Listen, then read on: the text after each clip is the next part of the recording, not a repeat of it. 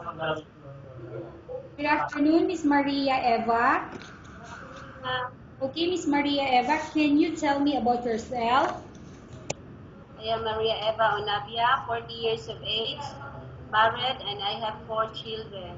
Okay, I have few questions for you to answer, so let's start. Why do you want to work as a maid? I want to work as a maid in Malaysia because I want to help my family and for the future of my children. Why you choose Malaysia when there is a lot of other country? I choose Malaysia because it is here in the Philippines. How are you qualified for this job? I am qualified this job because I am a hardworking person, I am honest and diligent. May I know what is your education level is? Yes, ma'am. So may I know what is your education level is? I am a high school graduate, ma'am. Okay, what is your recent experience?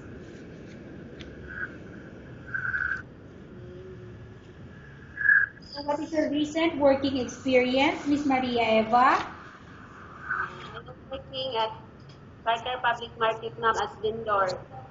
Okay, vendor. Yes, Have ma'am. you worked abroad before? No, ma'am. Do you have experience taking care of baby? Yes, ma'am. And whose baby you are taking care of? My children, ma'am. Okay, what about elder people? Do you have experience taking care of an elder? No, ma'am. But are you willing to take care? Yes, ma'am. Do you have any other special skills? Yes, ma'am. So may I know what special skills do you have? Cooking and cleaning. Okay, are you willing to learn new skills? Yes, ma'am. Are you willing to work with a family where the mother-in-law or any relatives stay together? Yes, ma'am. Currently, are you still working now? No, ma'am. Do you know how to cook? Yes, ma'am. What sort of food can you cook? Filipino dish, ma'am. Okay, such as, can you name the Filipino dishes that you can cook? Adobo, sinigang, spaghetti. Okay, are you aware that you will have to do washing, cleaning, ironing, and cooking? Yes, ma'am. From all the house chores, which do you like most? Cooking. If ever you were selected to work in Malaysia, who will take care of your kids? My husband and my sister, ma'am. You are not allowed to use handphone during working hours. Yes, ma'am. You are only allowed to use handphone after you finish all the works and when going to bed.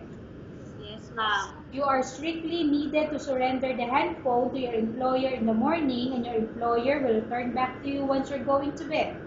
Yes, ma'am. If ever your employer finds out that you're abusing of using your handphone and it's affected your work performance, your employer will confiscate your handphone and you're not allowed to hold it anymore. Instead, your employer will allow you to call to your family 3 times in a month. You're only allowed to bring normal phone and you're not allowed to bring smartphone. Are you agree for the terms and conditions? Yes, ma'am. Are you agree to the rules and regulation for the handphone? Yes, ma'am. How many years is the contract as you agreed and understand? 2 years, ma'am. Can you describe for me your ethics or your attitude? I am patient, uh, diligent, honest, and hardworking. Okay, how can you assure to us that you will work hard in Malaysia? I will obey the rules and regulations of my employer, ma'am. Okay, can you promise not to use the telephone without the permission of your employer? Yes, ma'am. Can you promise not to put on makeup but to dress properly while work? Yes, ma'am. Can you promise not to invite friends and relatives without the consent of your employer? Yes, ma'am. Can you promise not to ask for advance salary from your employer under any circumstances? Yes, ma'am. Do you really understand of the rules and regulation of the agency? Yes, ma'am. Do you pay any placement fee for you to come to Malaysia to work as a maid?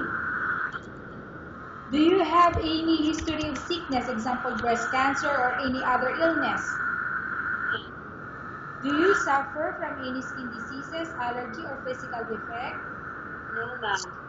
Have you suffered from any serious illness? No, ma'am. Have you undergone any operation? No, ma'am. Are you medically fit? Yes, ma'am. Are you in any medication? No, ma'am. Are you allergic with any food? No, ma'am. Are you prepared to work with employer of any race? Yes, ma'am. Are you prepared to eat the type of food taken by your employer? Yes, ma'am. Are you afraid of being left alone in the house? No, ma'am. Are you afraid of dogs or other pets? No, ma'am. Can you promise to work according to instruction from your employer? Yes, ma'am. Do you have any immediate family? Do you have any immediate family working in Malaysia? No, ma'am. Okay, Miss Maria, Eva, we have finished our question section. Let's go to case study. I have a case study for you and I want you to answer me truthfully. Upon arrival in Malaysia within 6 months, if ever any of your family members pass away, what will you do? Will you continue to work till finish your contract or you will go back? I will continue to work and finish my contract. Instead of going home, I send money for their assistance. Okay, tell us about yourself and why do you want to work in Malaysia as domestic helper? I, I work in Malaysia as a domestic helper because I want to help my family and for the future of my children. Miss Maria Eva, what do you want to tell to your employer who watching your video? Please choose me as your housemate because I am a hardworking person and I can work without any supervision. Okay, thank you very much, Miss Maria Eva. We will update your agency if there's any selection made to the employer.